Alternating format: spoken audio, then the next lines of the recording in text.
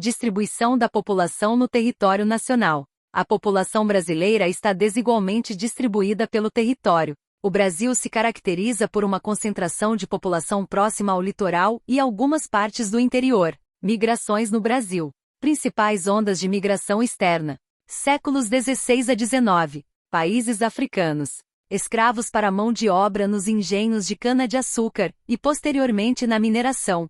Séculos XIX até anos 1930 do século XX. Países europeus. Assalariados para mão de obra nas plantações de café. Políticas de branqueamento da população. Anos 1950. Principalmente países europeus, mas de outros locais também. Mão de obra qualificada e braçal. E investidores nos setores voltados à industrialização do país. Século XXI. Principalmente países sul-americanos e Haiti. Mão de obra braçal fugindo da pobreza dos países de origem e buscando melhores oportunidades no Brasil. Fuga de tragédias e crises intensas em países de origem. Principais ondas de migração interna. Anos 1930 a 2000. Êxodo rural, em regiões diversas. Busca de oportunidades nas áreas urbanas e posteriormente, devido à mecanização do campo e à consequente redução de empregos nas áreas rurais. Anos 1950 a 1990. Estados do Nordeste para estados do Sudeste, em especial para São Paulo e Rio de Janeiro. Industrialização e urbanização do Sudeste, pobreza e seca no Nordeste. Anos 1960. Estados do Nordeste para o Centro-Oeste. Construção de Brasília e necessidade de mão de obra. Anos 1970. Estados do Sul e Sudeste para o Centro-Oeste e Norte. Expansão da fronteira agrícola e ocupação do interior do Brasil estimulada pelo Estado. Século XXI. Migração de retorno do Sudeste para o Nordeste. Melhoria das condições socioeconômicas das famílias que outrora migraram. Século XXI. Êxodo das regiões metropolitanas mais desenvolvidas, como a de São Paulo. Novos padrões de trabalho, e fuga do caos das grandes cidades. Estrutura etária e crescimento populacional.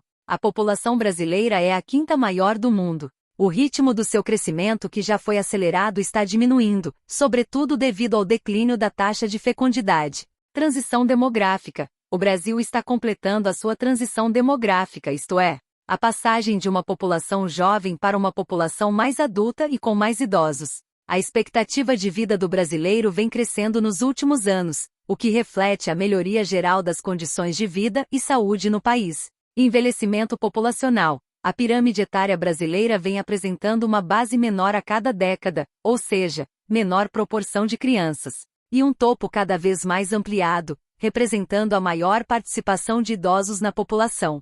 Conforme a expectativa de vida aumenta e a taxa vegetativa da população diminui, chegaremos em breve a um cenário de muitos trabalhadores inativos sustentados por poucos trabalhadores ativos. Assim, a revisão das regras da Previdência é imperativa, da mesma forma como aconteceu em outros países ao redor do mundo. Reforma da Previdência Social. O governo federal argumenta que a reforma é necessária para evitar a quebra do sistema previdenciário brasileiro e para que o governo não fique continuamente cobrindo déficits previdenciários cada vez maiores, deixando de investir recursos em outras áreas de políticas públicas. Os dados governamentais apresentados indicam déficit crescente na Previdência Social. Segundo o governo, no Brasil as pessoas se aposentam muito cedo, em comparação com outros países, que adotam uma idade mínima para as pessoas se aposentarem. A expectativa de vida do brasileiro cresce a cada ano e a população brasileira está envelhecendo.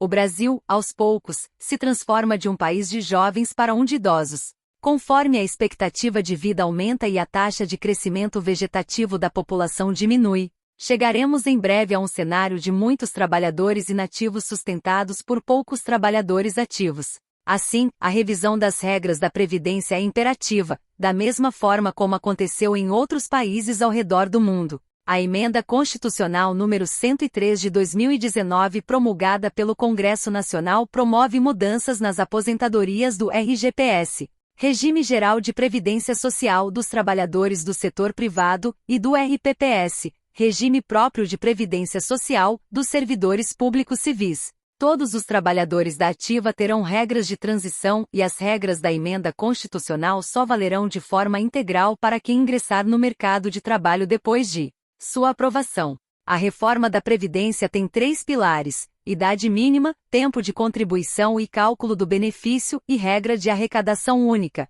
Ao final do tempo de transição, deixa de haver a possibilidade de aposentadoria por tempo de contribuição. A idade mínima de aposentadoria será de 62 anos para mulheres e de 65 para homens, tanto para a iniciativa privada quanto para servidores, trabalhadores rurais, professores do ensino básico, policiais federais, legislativos, civis do Distrito Federal e agentes penitenciários e educativos terão regras diferenciadas. Miscigenação da população. Segundo o IBGE, no censo de 2022, aproximadamente 56% da população brasileira é negra, que é composta pelos pretos e pardos. Assim, pardos são 45,3%, brancos representam 43,5%, pretos são 10,2% e indígenas 0,8%.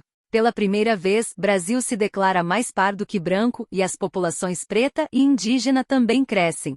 Com 84,8 milhões de habitantes, a região Sudeste se manteve como a mais populosa. O total de habitantes equivale a 41,8% da população do país. Na sequência estão o Nordeste, 26,9% da população brasileira, Sul, 14,7% e o Norte, 8,5%. A região menos populosa é a Centro-Oeste, com 16,3 milhões de habitantes ou 8,02% da população do país. Maior percentual de pardos está na região Norte, 69,9%. Nesse grupo, o Nordeste, 59,6%, e o Centro-Oeste, 52,4%, registraram números acima da média nacional. Já os percentuais do Sul, 21,7%, e do Sudeste, 38,7%, ficaram abaixo da média. Maior percentual de brancos está na região Sul com 72,6%.